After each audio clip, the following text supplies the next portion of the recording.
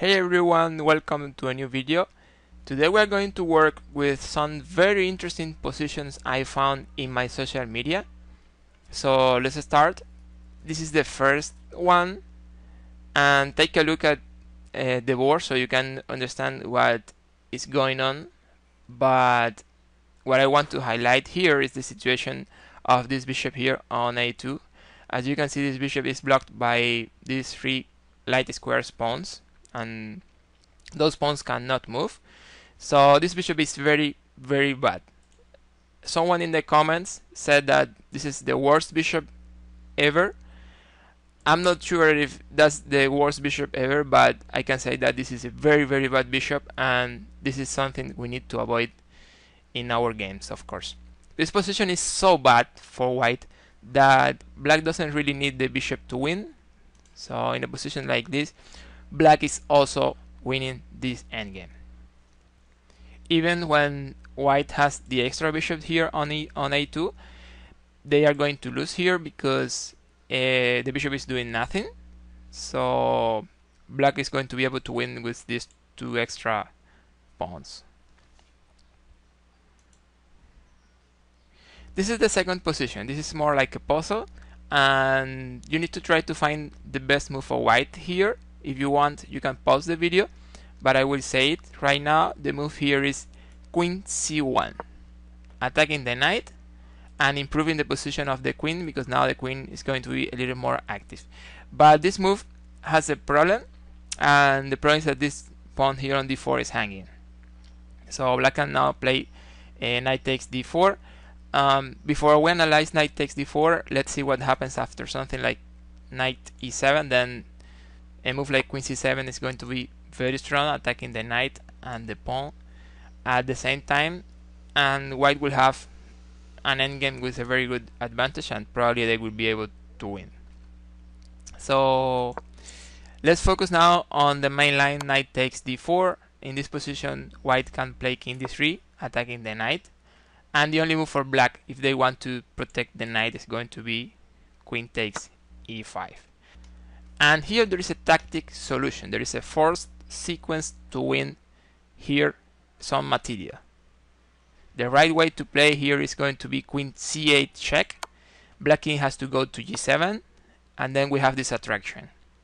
Queen h8. The king takes, and then a fork with the knight, and white takes the queen.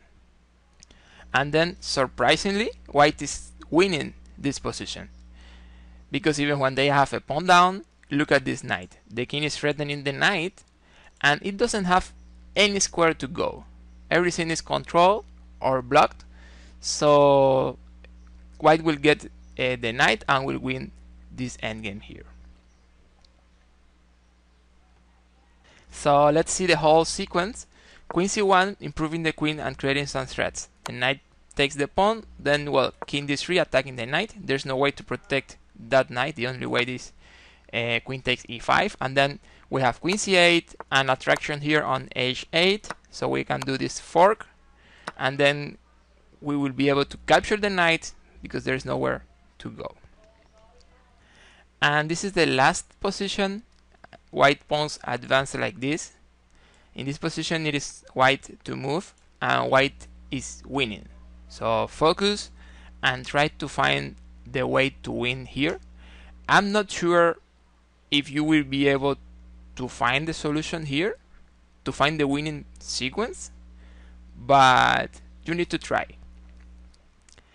Okay, the way to win here is by playing d4.